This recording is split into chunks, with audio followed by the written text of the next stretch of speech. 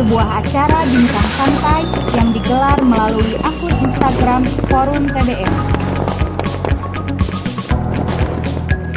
Acara ini akan menghadirkan narasumber dari berbagai kalangan, menelisik aktivitas pribadi narsum yang dikaitkan dengan kehadiran buku pada kehidupannya masing-masing, serta pandangannya terkait TBM dalam melakukan gerakan literasi.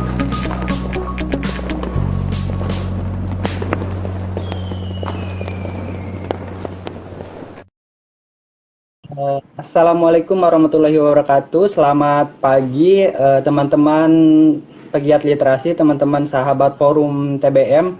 Kali ini kita sedang live dalam acara Aku Buku dan TBM. Aku Buku dan TBM adalah program bincang santai yang dilaksanakan oleh Forum Taman Bacaan Masyarakat Pusat melalui akun Instagram.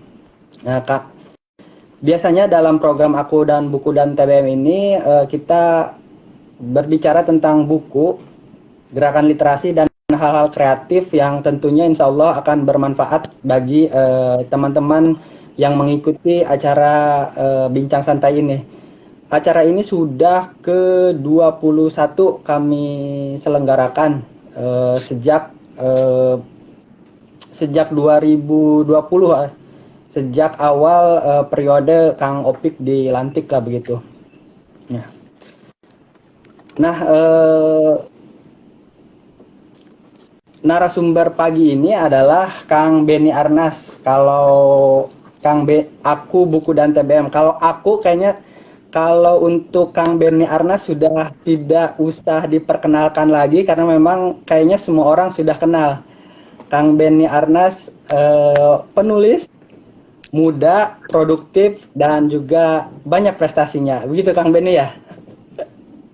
Kang Benny kayaknya masih sibuk nyari sinyal apa nyari tempat nongkrong yang asik ini? Enggak, saya ini sedang memperbaiki headset ini. Enggak apa-apa. Gak apa-apa ya. Dan Kang Benny Arnas juga adalah founder dari Benny Institute yang ada di Lubuk Linggau ya. Kang Benny, langsung aja kita ngobrol ya. Kang Benny, apa kabar? Gimana? Aktivitas sekarang lagi ngapain?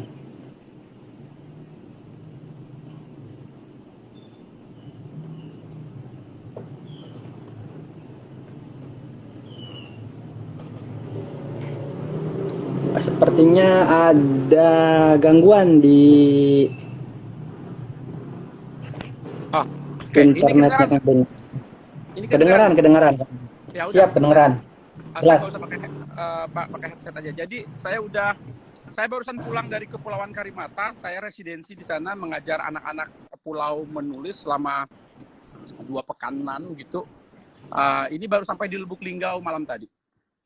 Oh, baru malam tadi ya? Iya, betul. Baru banget ya. Ya, saya juga mengikuti akun Instagram dan Facebooknya. Memang saya lihat dari Karimata. Beberapa waktu lalu juga Mas Gong nanti DBI ke Karimata ya, bilang ke saya nanti ajukan sama Benny Arnas kita ke sana katanya.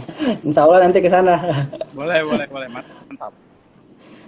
Kang Benny, tadi kan ini acaranya Aku Buku dan TBM. Kalau akunya kayaknya Kang Benny sudah orang sudah pada kenal. Nah, tapi ada beberapa orang mungkin yang belum tahu bagaimana persinggungan Kang Benny dengan buku. Kang Benny masih ingat nggak sih bagaimana perkenalan awal Kang Benny dengan buku? Entah itu buku yang pertama kali dibaca ataupun buku yang pertama kali dibeli mungkin. Ingat nggak?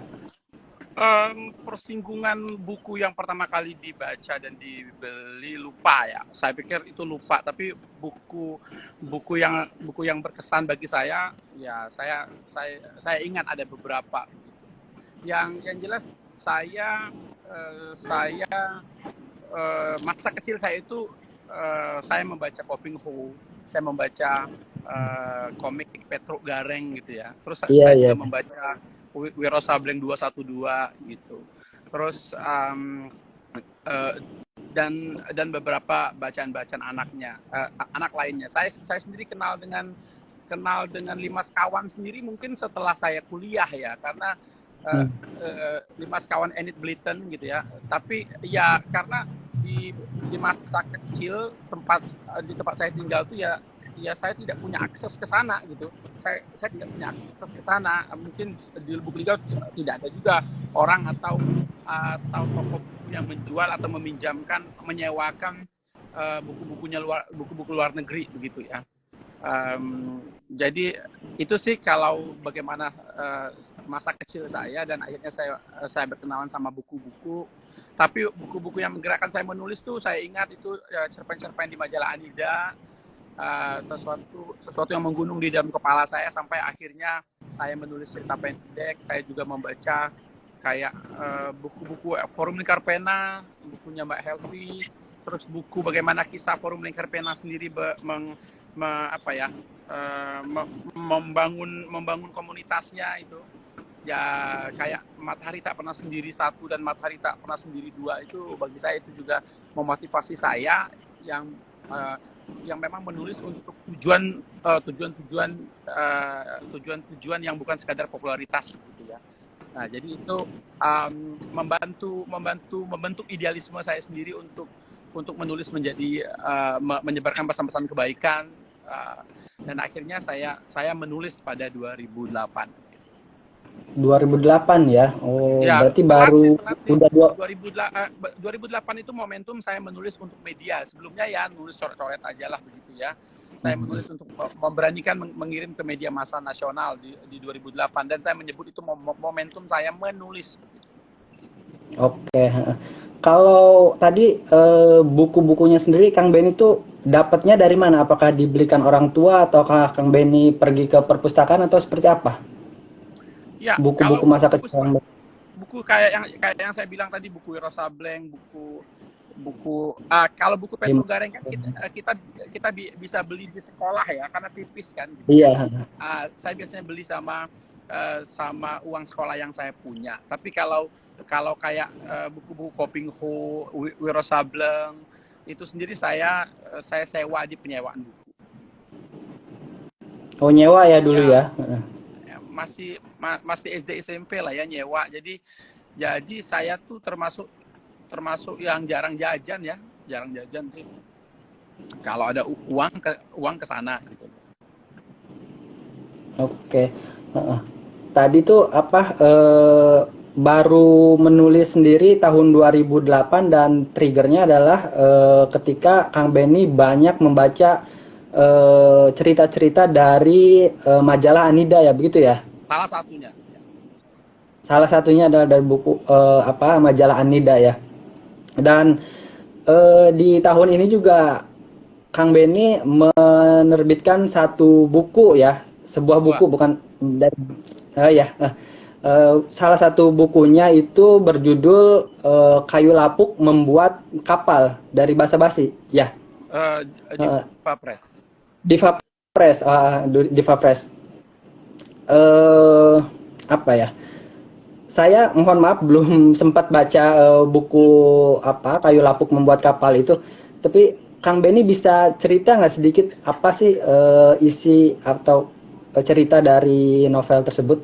Kalau saya menceritakan buku yang saya tulis, tentu saja saya keberatan karena itu penghinaan terhadap profesi saya menulis. Jadi lebih baik Anda batalkan pertanyaan itu. Oke, siap. Biasanya ada sedikit biar kemudian orang tuh tertarik untuk membaca, tapi tidak apa-apa. Saya kenal Kang Benny itu dulu waktu main ke Rumah Dunia saat saat Balada Siroy kalau nggak salah. 2018 datang ya, 2018. Saat itu kagum lah dengan Kang Benny yang muda. Ada, saya udah ada. Waktu kita bincang itu ada Rusdi ya sama. Oh, malam Kang Benny ngasih pelatihan di dalam saya ada juga. Nah, saya ketika melihat Kang Benny itu kagum gitu, maksudnya masih muda, produktif, tulisan-tulisannya keren lah begitu. Saya ingat waktu itu diberikan satu apa ya namanya, satu trik ke menulis Kang Beni, bahwa ketika Kang Beni menulis itu apa, fontnya itu di warna putih kan, begitu ya Kang Beni ya? Enggak, itu Apa ya? bukan yang saya lakukan, tapi yang saya sarankan kepada orang-orang yang tidak kunjung mampu menyelesaikan tulisannya kan, karena kan kita selalu Hmm. terganggu dan merasa selalu gatal tanda kutip untuk nulis sambil ngedit, ya, nulis sambil ngapus kan, seperti itu. Jadi agar kebiasaan yang merugikan penulis pemula itu tidak terus terjadi dan membuat mereka jadi kontraproduktif, ya menurut saya, karena yang paling haram di dalam proses menulis draft 1 yaitu menekan tombol backspace dan delete. Jadi kalau Anda tidak mau mencabut kedua tombol itu dari laptop Anda, trik keduanya yaitu Anda ubah warna font di dalam di layar itu dengan warna putih, sehingga Anda tidak tahu Anda telah menulis apa. Dan sampai selesai Anda baru diperkenankan mengubahnya menjadi hitam kembali. Itu yang sering saya sarankan, karena menulis draft 1 itu godaan yang besar sekali. Orang merasa punya novel bagus di dalam kepala, tapi mereka tidak rela punya draft buruk yang memang itu dihasilkan dari menulis selesai. Iya, begitu. Oke. Kang Beni, kalau proses kreatif bisa nggak sih diceritain? Proses kreatif Kang Beni nulis apa? Tadi buku terbaru mungkin yang Kayu Lapuk. Ya, oke. Proses kreatif itu betul. Dia setiap karya itu genuine, beda-beda, khas ya. Tapi kalau buku yang terakhir itu bolehlah saya share proses kreatifnya. Saya sendiri kan sedang merilis ini ya, sedang menggodok formula menulis novel cepat, terukur, dan insya Allah bernas ya, bagus begitu. Nah, saya sendiri merasa sebelum saya kasih ke orang lain, saya harus mengukurnya, saya harus menguji cobanya ke diri saya sendiri. Saya percaya diri saya berbakat, saya percaya diri saya punya kemampuan menulis di otodidak yang bagus. Sekarang bagaimana saya tanda kutip membuang kemampuan itu dengan menulis dengan menggunakan rumus begitu. Jadi saya gunakan rumus story by 5. Dan saya menulis Kayu Lapuk membuat kapal itu cuma 6 hari ya, karena memang nulisnya harus cepat kan, menulisnya harus cepat memang. Dan setelah itu saya harus mengujinya kemana? Kayaknya saya uji ke lomba ya, kebetulan waktu itu ada lomba Cinta Rasul, dan saya menulis tentang tema itu karena Sirah Nabawiyah dan After Prophet itu salah satu bacaan wajib saya lah gitu ya. Nah, jadi akhirnya saya kirim pun juga dengan nama pena untuk memastikan karya ini bertanding sebagai karya gitu ya. Dia bertanding sebagai karya. Saya buat email baru, saya buat email baru yang bukan email saya. Kalau saya kirim sama email saya tapi menggunakan nama pena ya Sami Mawon juga kan begitu. Ya alhamdulillah novel tersebut jadi juara pertama. Ya, saya sempat mendengar kisah itu bagaimana tadinya namanya bukan Beni Arnas ya, tapi nama pena yang lain, terus kemudian ketahuan ya begitu. Ketahuan ya, itu dia. Jadi jurinya itu merasa apa ya? Ini nggak mungkin, ini penulis baru nulis kayak gini, dia bilang gitu. Dicari tahu, akhirnya ketemu kalau yang nulis itu kayaknya saya. Nah, karena ketemu yang nulisnya saya, direktur penerbitannya kebetulan juga yang menerbitkan Etile tahun ini, dia bilang udah Ben, Pak, pakai namamu aja ya, demi keamanan marketing, dia bilang gitu ya. Iya.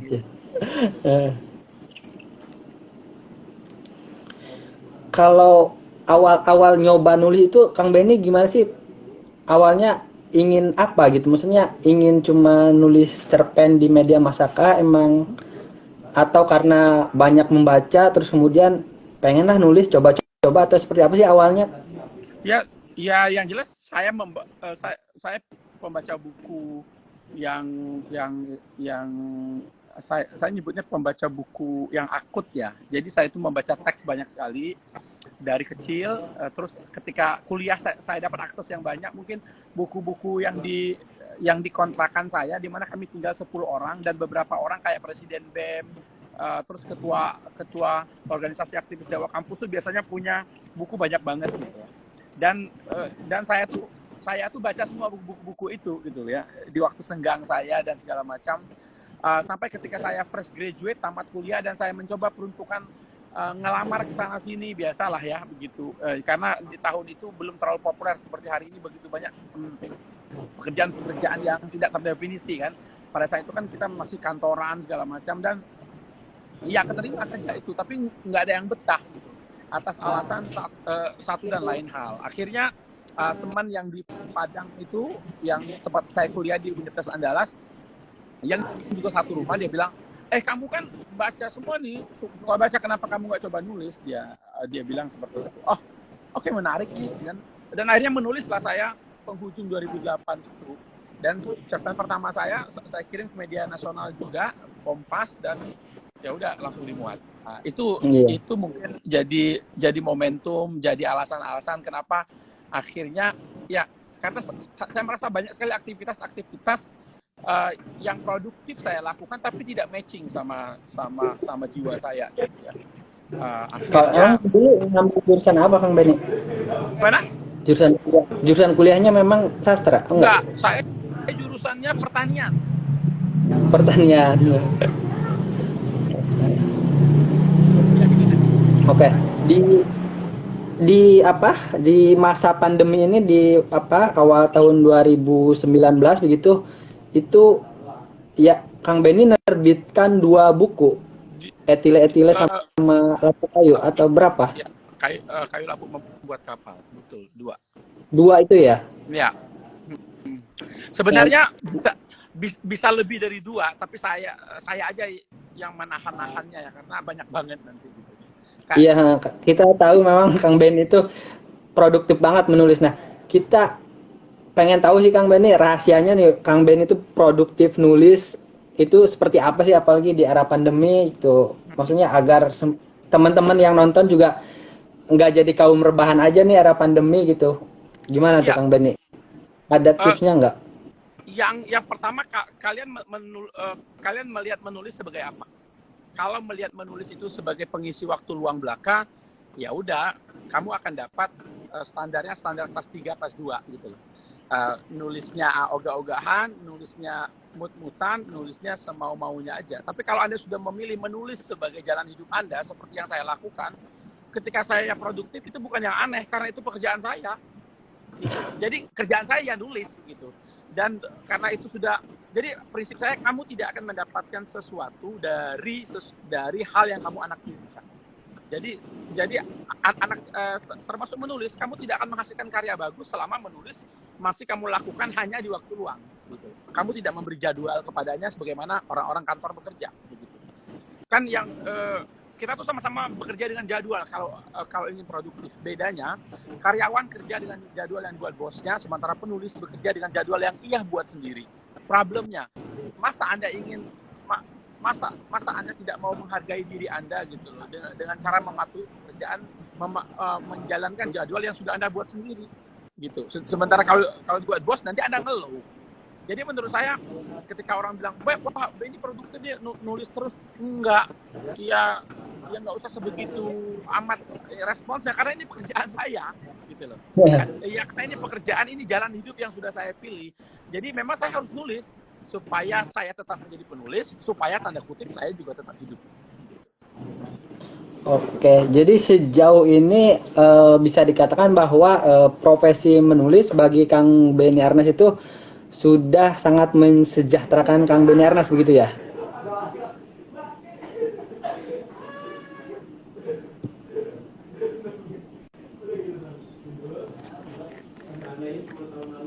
Halo Kang Beni.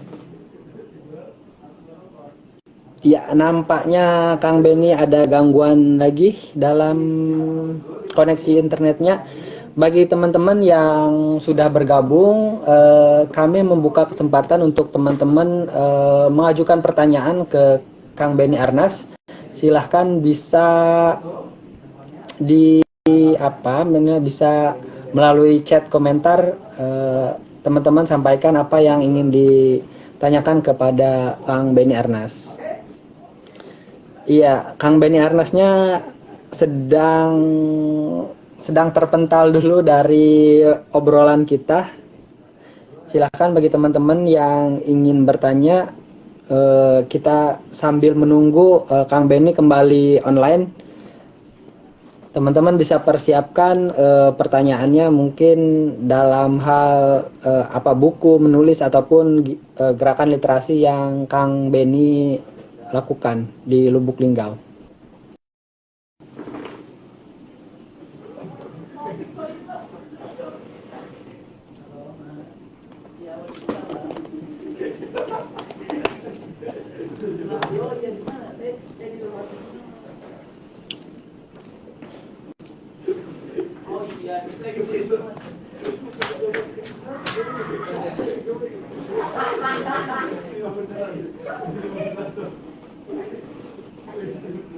Oke, saya pindah tempat nih.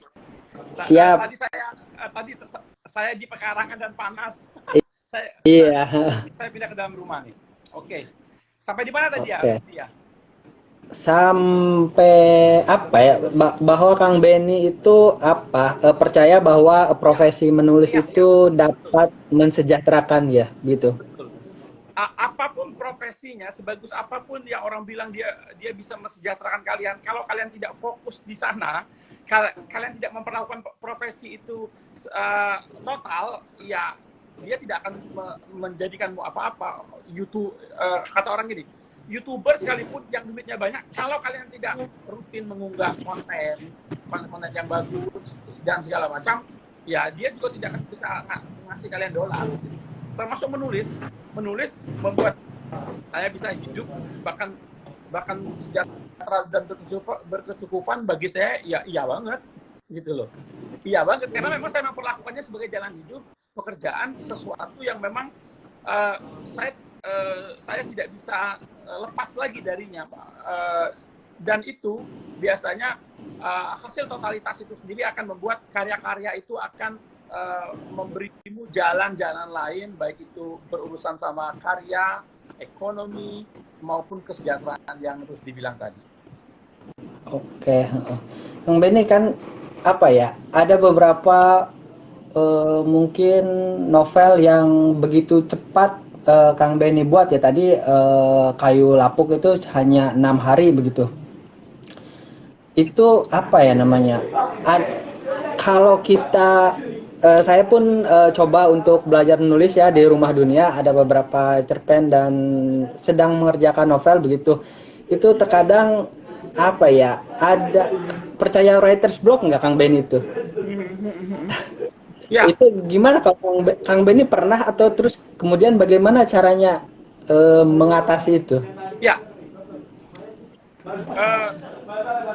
Di dalam menulis ada 3 tahap. Saya membaginya menjadi 3. Pertama, penyiapan cerita. Kedua, menulis cerita. Ketiga, menyunting cerita. Penyiapan cerita ini adalah sesuatu yang paling lama. Saya bisa nyiapin Bulan Madu Matahari itu bisa 4 bulan penyiapan ceritanya, yang saya sebut story by 5. Kalau story by 5-nya udah jadi, yang saya siapin 4 bulan, Bulan Madu Matahari itu saya tulis 3 hari. Nah, 3 hari. 3 hari? Dan, lebih cepat. 3 hari. Dan itu saya share kemana-mana. Jadi ketika orang bilang, wah, nulis 3 hari kok Anda bisa? Iya, kalau memang story by 5-nya sudah selesai, konsep penyiapan ceritanya sudah selesai, dan 3 hari Anda berikan hidup dan diri Anda untuk menulis, bisa kok. Kenapa enggak gitu loh? Hari ini kan tren ya, orang mendiskreditkan pelatihan novel satu hari gitu ya. Satu menit. Kalau menurut saya sih, saya melihatnya saja ini sebagai bentuk bagaimana orang-orang yang reaksi tersebut adalah orang-orang yang biasa menulis novel 1 tahun, 2 tahun, 3 tahun, dan segala macam. Kalau saya masuk orang yang tidak berkomentar tentang ini, karena saya khawatir karena saya yakin sekali orang-orang yang bereaksi serta mencoba mendiskreditkan pelatihan itu sendiri, karena mereka menganut menulis yang menulis. Sementara bagi saya menulis yang menulis itu nggak boleh. Menulis yang menulis akan membuat Anda kesulitan untuk menyelesaikan cerita Anda sampai Anda ketemu namanya writer's block. Yang seharusnya kalau penyiapan ceritanya udah bagus, nggak ada lagi writer's block, harusnya. Nah, kita kan nggak sabar nih Rusdi, mau nulis segera, tapi penyiapan ceritanya rapuh. Akhirnya ketemulah dia writer's block. Anda harus berlelah-lelah menyiapkan cerita kalau Anda ingin membuat cerita yang bagus. Kalau Anda ingin lancar menulisnya. Karena karya yang bagus itu penyiapan ceritanya harus serius. Kalau penyiapan ceritanya ogah-ogahan, gampang-gampangan, ya gitu Anda akan ketemu writer's block, tulisnya lama, dan Anda mengira kalau nggak 1 tahun, ya nggak novel. Kasihan sekali. Gitu. Iya. 3 hari berarti itu seharian gitu ya nulis, maksudnya emang 1 hari itu nggak kemana-mana gitu Kang Benny ya, ngetik aja. Anda bayangin, misalkan saya menulis 2 jam saya bisa mendapatkan 2 jam saya bisa mendapatkan 4.000 kata begitu ya. 2 jam 4.000 kata itu standar saya. 2 jam 4.000 kata ketika dia dikali aja dia menjadi 10 jam, dia berarti 2 kali berarti dia 2 kali 4.000 kali 5 berarti dapatnya 20.000 kata. 20.000 kata itu syarat minimal untuk ikut sayembara novel DKJ. Gila nggak lu? Apa nggak bisa? Apa yang nggak mungkin? Ya. Nah, yang nggak mungkin itu karena Anda memperlakukan pekerjaan menulis sebagai aktivitas waktu luang. Peluang tadi ya. Anda menjadikan aktivitas menulis sebagai aktivitas bukan prioritas. Karena Anda dan saya mau bilang Anda tidak akan mendapatkan hal yang maksimal dari sesuatu yang Anda anak tirikan, dari sesuatu yang sekadar Anda waktu luangkan. Mungkin aja problemnya sekarang Anda mau nggak 3 hari itu mencurahkan diri Anda untuk nulis? Apa artinya Anda harus men-skip kegiatan lain? Ya iya, mau nggak? Kalau Anda tidak mau begitu, ya udah Anda tidak usah menggerutu orang-orang. Mungkin nggak dia menghasilkan merampungkan novel sekian hari dan sekian hari. Memang ada begitu, karena dia memilih menulis dengan total gitu. Iya begitu. Berarti memang kuncinya adalah di awal tadi ya, risetnya apa tadi, mengumpulkan datanya ya. No. Kalau Kang Benny sendiri bukan itu. apa? Penyiapan cerita. Penyiapan cerita. Kalau ngomong penyiapan cerita ini panjang karena dia terkait rumus dan kelas yang saya buat ya. Penyiapan ceritanya harus beres dan dia bisa lama banget. Selesai penyiapan cerita, setelah penyiapan cerita itu di mana di dalamnya termasuk riset setelah itu baru Anda menulis. Nah, aktivitas menulisnya ini yang saya bilang itu bisa 3 hari atau 6 hari. Artinya kan setelah penyiapan ceritanya jadi, Anda putusin. Oke, kayaknya ini saya mau nulis. Oke, saya mau nulisnya bulan depan. Saya alokasikan waktu dari tanggal 1 sampai tanggal 7 memang untuk nulis. Saya singkirkan pekerjaan saya yang lain, saya harus komitmen dan bla bla bla lainnya. Ya seperti saya pun saya beri pengertian kepada istri dan keluarga saya. Cuma segitu, daripada Anda merasa menulis sedikit 500 kata, terus aktivitas lain lagi, bla bla bla lainnya, itu yang buat dia seakan-akan setahun, padahal setahun itu bisa Anda kelarin 1-2 hari. Uang setahun dapatnya cuma 20.000 kata juga kok. Iya. Lagi. Iya. Oke Kang Benny, selain sebagai penulis juga Kang Benny kan dikenal juga sebagai pengelola TBM ya, Benny Institute ya. Ya. Kang Benny bisa ceritakan ya bagaimana perkenalan Kang Benny bersama TBM itu? Awal mulanya kayak gimana sih Kang Benny bisa terjun atau kenal dengan TBM seperti apa? Ya. Benny Institute sendiri saya rilis setahun setelah saya menulis. Saya menulis 2008 dan akselerasi karya saya itu cepat banget. 2008 sampai 2009 semua media udah saya tembus. Sejumlah penghargaan saya dapatkan, bahkan saya bisa mempromosikan anggota keluarga saya melalui aktivitas menulis. Terakhir itu bisa beli mobil. Nah, problemnya adalah saya merasa endorfin atau hormon kegembiraan saya itu sudah berkurang ketika karya saya dimuat, ketika menang lomba, ketika bla bla lainnya. Saya harus mencari sumber kegembiraan yang lain yang harus saya ciptakan, bukan sekadar saya cari gitu. Nah, oleh karena itu saya merilislah Benny Institute. Saya tulis Benny Institute dengan kelas-kelas dalamnya. Akhirnya saya bersinggungan sama teater, film pendek. Saya bersinggungan sama kelas-kelas aksara kuno. Saya bersinggungan sama menjalin kerjasama dengan sejumlah pihak. Dan saya merasa gembiranya makin menjadi dan endorfinnya balik lagi stabil gitu loh. Bagi saya aktivitas apapun tidak terkecuali, apalagi aktivitas kreatif, itu apa tujuan utamanya? Tujuan utamanya itu memproduksi kegembiraan. Nah, ketika Anda kembangkan produksi kegembiraan Anda dengan karya, duitnya datang, duitnya ngikut, percayalah itu. Jangan dibalik itu, ngurus duit dulu baru segala macam. Yang terjadi Anda sibuk mencari sesuatu yang mediocre aja, sedang saja, tapi tidak akan pernah sampai pada titik tertentu.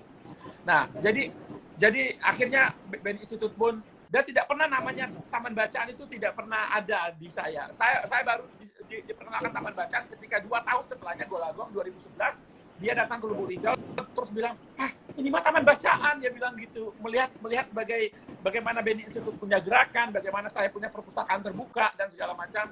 Akhirnya itu pun saya diperkenalkan dengan TBM, dan sampai hari ini Benny Institute menjadi bagian dari keluarga besar TBM. Begitu Rusdi ceritanya. Dari Mas Gong sendiri juga ya dikenalkan TBM-nya ya berarti ya?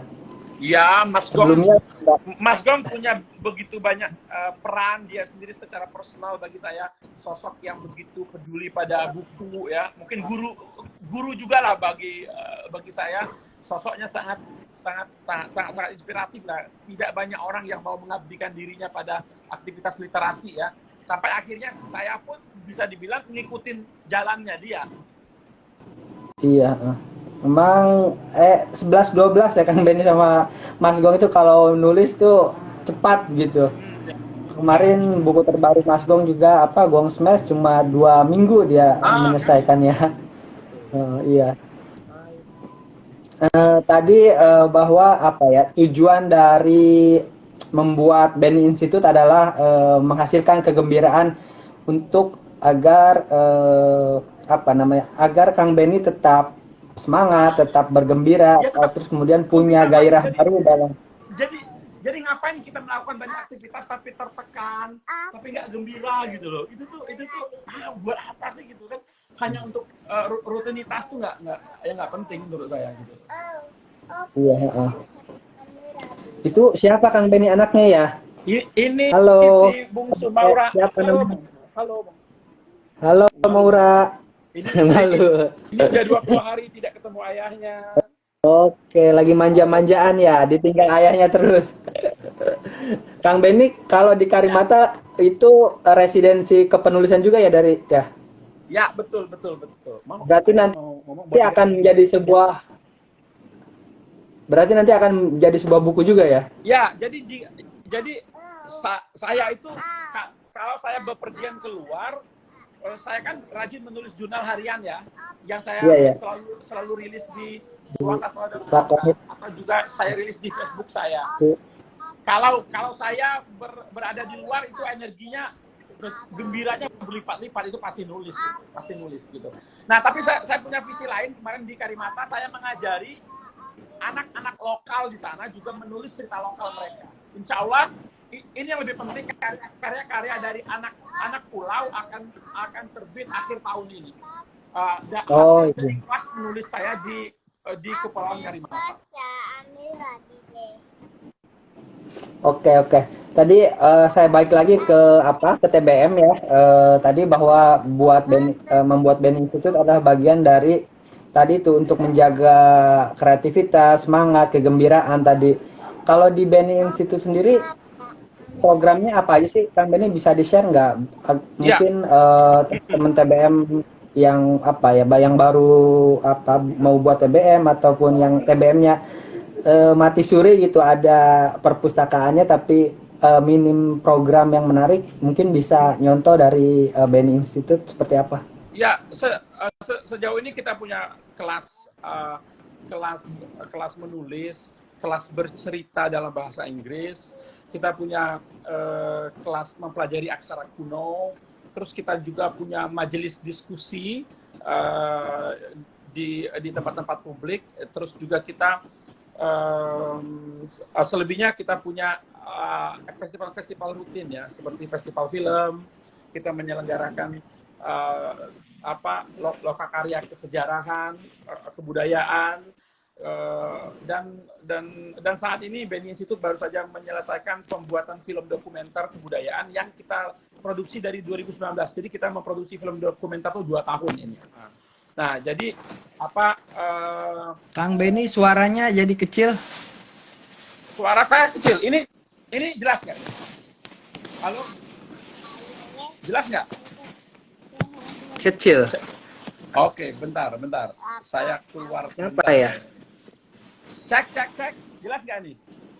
Masih kecil? Kecil. Kok tiba-tiba mengecil ya?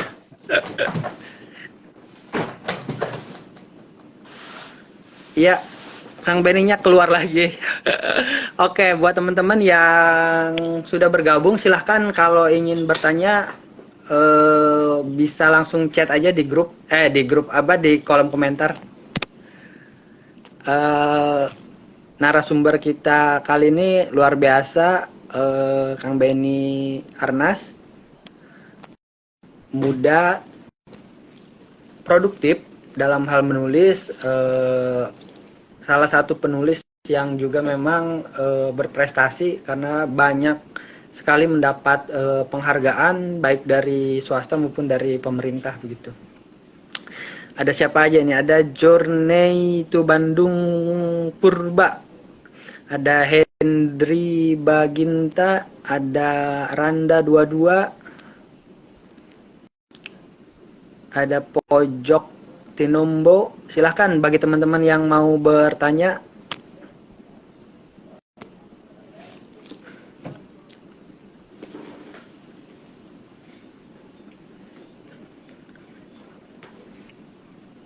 Suara saya udah kedengaran belum? Kayaknya volumenya di saya masih kecil. Masih kecil ya?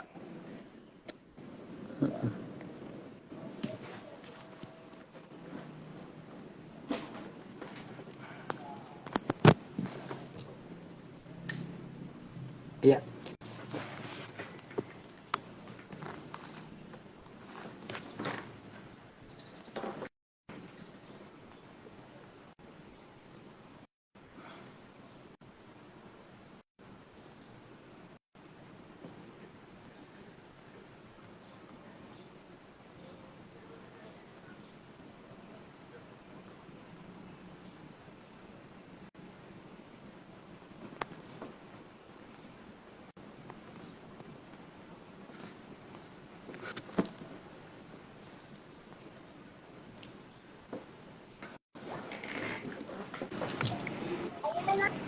Halo? Kedengaran nggak ya? Kedengaran. Oke. Kang Benny, kita balik lagi ke penulisan ya. Ada yang mau bertanya tentang soal kepenulisan nggak apa-apa? Boleh, silakan. Boleh. Saya apa tadi ya?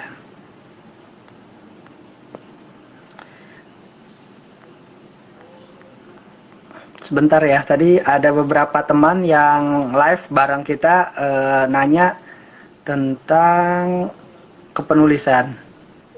Saya cari dulu udah.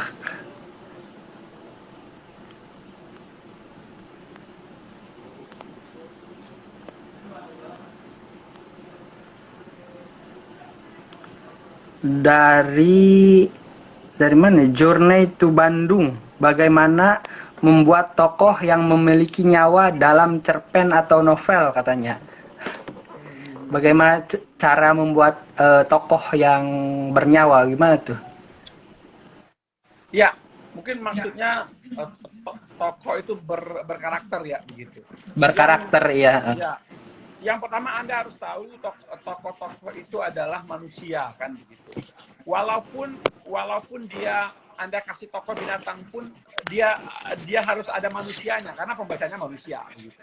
Nah, sebagaimana manusia kita itu memiliki kelebihan dan juga kekurangan gitu.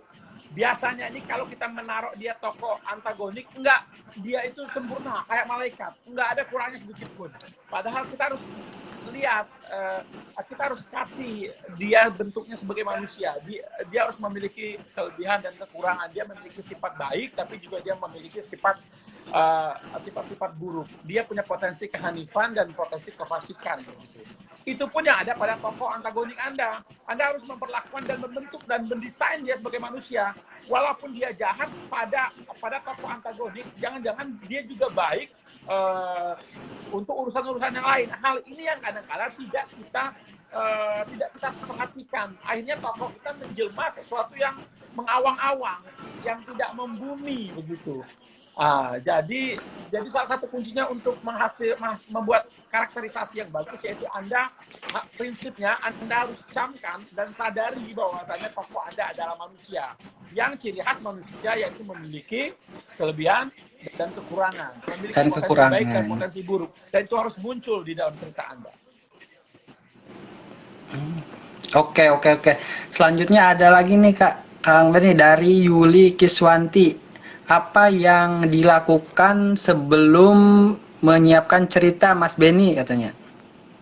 Ya. Sebelum Kang Benny bikin sebuah cerita, mungkin ngapain dulu? Riset? Kita sih lebih pengen taunya ke gimana? Jadi penyiapan cerita itu kan sesuatu ya kalau sebelum penyiapan cerita ya Anda nggak ngelakuin apa-apa sih, Anda cuma butuh niat dan segala macam. Segalanya Anda bereskan di penyiapan cerita. Di kelas saya kan bahkan membimbing siswa kelas menulis sampai mereka semua bisa menyiapkan cerita mereka dengan baik. Idenya seperti apa? Ide pun ada di dalam penyiapan cerita ya begitu. Terus kapan risetnya? Setelah Anda selesai penyiapan cerita bagian pertama kan, kalau Story by Five itu penyiapan ceritanya ada 5. Nah, penyiapan cerita yang kedua ini yaitu riset. Baru Anda boleh riset. Tapi kalau Anda mau riset dulu sebelum melakukan penyiapan cerita, ya capek sendiri. Gitu.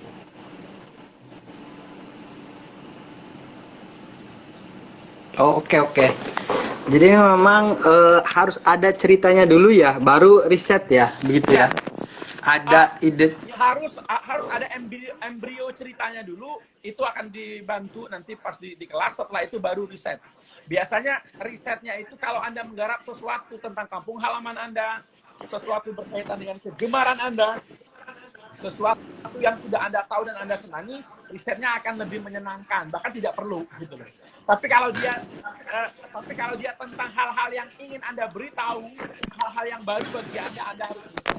Nah, riset itu sendiri dilakukan jangan sebelum nulis, terus capek karena Anda nggak tahu poinnya apa yang kudu Anda riset kan.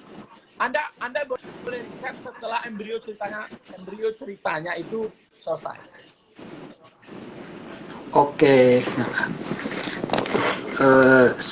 Sepertinya sudah tidak ada yang bertanya lagi. Mungkin nanti ada lagi yang bertanya. Kita kembali lagi tadi ke TBM ya Kang Benny ya? Ya. Kalau dari kacamata Kang Benny sendiri, bagaimana sih Kang Benny melihat kondisi TBM hari ini? Secara umum begitu. Kan Kang Benny pasti sudah beberapa kali ke TBM yang lain gitu sebelum selain Benny Institute. Ya. Kalau kita melihat TBM adalah taman bacaan masyarakat dan secara fungsi dia adalah untuk memberikan energi positif, energi kreatif dan juga kegembiraan kepada orang-orang yang menjalaninya, orang-orang yang menikmati layanannya dan segala macam. Sebenarnya hari ini begitu banyak bahkan aktivitas-aktivitas kreatif yang sebenarnya TBM tapi mungkin tidak menggunakan nama TBM begitu ya. Jadi kalau menurut saya. Tapi peran besar dari TBM ini penting dan patut kita catat dalam sejarah bahwasanya TBM itu membuat begini. Karena TBM itu sifatnya sebuah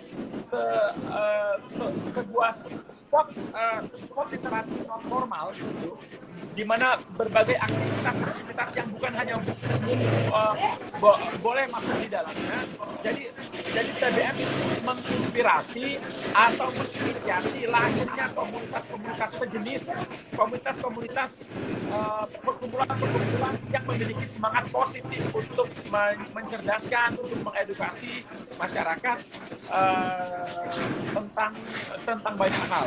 Seperti misalkan ada perkumpulan yang dia setiap kumpul tuh dia ngebahas bagaimana dia mendaur ulang kertas bekas untuk menjadi kertas yang digunakan lagi. Bagi saya itu kan prinsip kerja TBM seperti itu kan.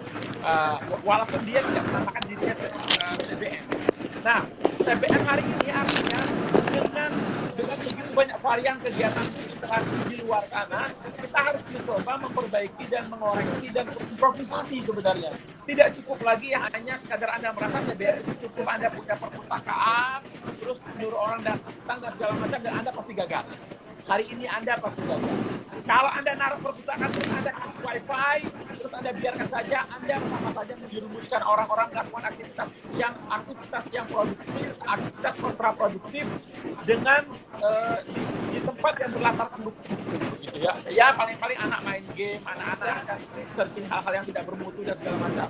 Jadi urusan taman bacaan hari ini ya itu memang urusannya bukan lagi sekadar dengan menyediakan buku-buku atau dengan memajang buku, tapi langsung pada aktivitas kreatif yang berorientasi luaran atau berorientasi produk apa?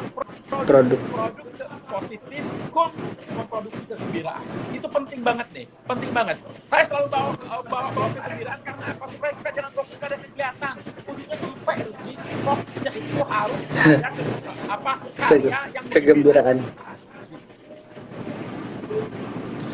Salah satunya karya menulis ya, ini ya, karya tulisan gitu. Apa aja, apa aja. Karya daur ulang botol, Anda mau buat karya menulis, Anda mau buat video membaca, bercerita, itu semua harus ada memastikan bahwasanya Anda gembira melakukan itu. Atau Anda sedang mencari sumber-sumber kegembiraan. Tapi kalau menurut Kang Benny sendiri nih, buat para pengelola TBM gitu, pentingkah para pengelola TBM itu bisa menulis? Bagi saya bukan lagi penting, wajib ya itu. Wajib ya. Wajib. Karena gini, TBM dengan semua varian aktivitas kreatif mengajak orang ikhra, kan, untuk mengajak orang membaca, untuk mengajak orang memahami, untuk mengajak orang menginterpretasi makna aktivitas dan teks juga yang ada di dalamnya. Dan kita semua harus percaya bahwasanya teks atau tulisan yaitu umurnya itu sangat panjang, bahkan sampai di masa mendatang. Begini, ada yang bilang, tapi kan saya bisa berkarya dengan video, tapi kan saya bisa berkarya dengan musik, tapi kan saya bisa emangnya Anda yakin yang nanti orang harus bisa buka YouTube? Anda yakin apa tidak punya platformnya? Anda yakin Spotify yang masih ada nanti? Tapi teks atau tulisan dari dulu sudah terbukti dia ada. Dan sampai sekarang Oke, jadi bagi para pengelola TBM itu pesan dari Kang Benny Arnas bahwa keterampilan menulis bukan cuma tapi menjadi kewajiban, keharusan bagi semua pengelola untuk bisa menulis, begitu ya Kang Benny ya. Bagaimana Anda mau campaign orang untuk gemar membaca atau bahkan gemar menulis kalau memang Anda sendiri justru tidak melakoninya?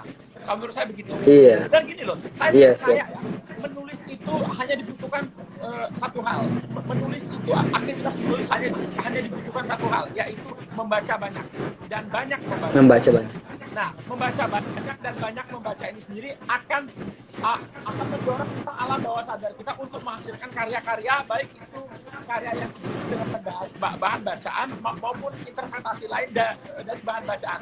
Saya curiga para pengelola TBM yang nggak kunjung menulis atau tidak bisa menulis, jangan-jangan Anda sendiri nggak membaca. Itu mengenaskan. Oke. Terima kasih buat pesannya nih, harus didengarkan oleh semua para pengelola TBM nih. Ya. Kang Benny, waktu kita oke, terus siap lanjutkan? Ya artinya saya bukan hanya saya hanya bukan hanya mengajak, tapi saya akan memberikan tuduhan kreatif. Saya menuduh nih orang pegiat literasi yang nggak tulis, jangan-jangan Anda nggak baca. Untuk apa Anda menuduh orang baca kalau Anda tidak tulis? Saya yakin kalau dia membaca, dia akan menulis, karena aktivitas menulis itu endorser atau pendorong yang paling keras, yaitu aktivitas membaca. Oke, siap. Terima kasih Kang Benny Arnas. Waktu sudah mau menunjukkan pukul 11, artinya sudah hampir 1 jam kita berbincang santai. Saya ingin ada 2 pertanyaan lagi. Apa arti sebuah buku bagi Kang Benny dan apa arti TBM bagi Kang Benny? Tapi sebelum itu saya ingin terima kasih kepada teman-teman yang sudah bergabung live IG bersama Forum TBM dalam acara Aku, Buku, dan TBM di episode yang ke-21 ini. Sebagai tadi pertanyaan pamungkas saya, Kang Benny, apa arti buku bagi seorang Benny Arnas? Ya, Anda bisa berkilah bahwasanya kenapa harus membaca buku? Kenapa harus buku gitu? Saya kan bisa membaca pengalaman gitu ya. Saya kan bisa membaca saya bisa mengambil sari dari sebuah tontonan untuk saya baca. Saya bisa membaca sebuah sari kegiatan-kegiatan yang memang itu saya akan ambil poin-poin baiknya, dan saya bisa mendengar, saya bahkan bisa hanya jadi pendengar dari sebuah forum kebaikan, majelis ilmu dan segala macam. Enggak, kenapa? Karena buku adalah sumber ilmu pengetahuan yang bisa Anda buka kapan saja. Kita bisa membaca sebuah buku pada tahun 1, tapi karena gunung ingatan kita akan terus mencair dan terus terkikis, maka ketika kita ingin mengulang lagi atau merefresh ingatan tentang sebuah ilmu pengetahuan, Anda bisa membaca buku. Tapi kalau Anda menonton, kalau Anda menjadi pendengar, Anda menjadi bagian dari sebuah aktivitas lainnya, itu tidak bisa Anda ulang, apalagi pengalaman. Anda susah untuk merecallnya dalam bentuk yang utuh. Tapi buku Anda akan berhadapan dengan sumber ilmu pengetahuan yang siap sedia Anda baca, siap sedia Anda buka ulang selama dia ada. Nah, apa TBM kalau taman bacaan bagi saya sendiri? Bagi saya taman bacaan masyarakat hari ini seperti yang saya sudah sampaikan dengan Rusdi, kepada Rusdi, sudah banyak sekali berhamburan, baik dengan nama TBM atau bukan dengan nama TBM. Yang paling penting Anda tularkan, yang Anda camkan ketika membuat taman bacaan masyarakat, yaitu dia harus menjadi spot memproduksi kegembiraan yang positif. Pastiin itu. Jangan sampai dia hanya sekadar berurusan dengan rutinitas, jangan sampai dia hanya berurusan dengan format atau bentuk, sekadar ada buku dan lain-lain. Kalau para pengelolanya sendiri tidak gembira atau tidak memastikan kegembiraan yang terproduksi melalui aktivitas positif, saya pikir dia hanya akan menghabiskan waktunya saja di sebuah aktivitas yang namanya taman bacaan masyarakat. Oke, luar biasa sekali Kang Benny. Perbincangan kita 1 jam ini sangat luar biasa, padat dan penuh inspirasi, penuh manfaat juga bagi saya dan juga tentu bagi teman-teman yang ikut live di IG. Waktu sudah harus memisahkan kita Kang Benny karena ada keperluan lain. Kang Benny juga harus istirahat karena baru saja datang dari Karimata. Insya Allah nanti kita berjumpa di Karimata.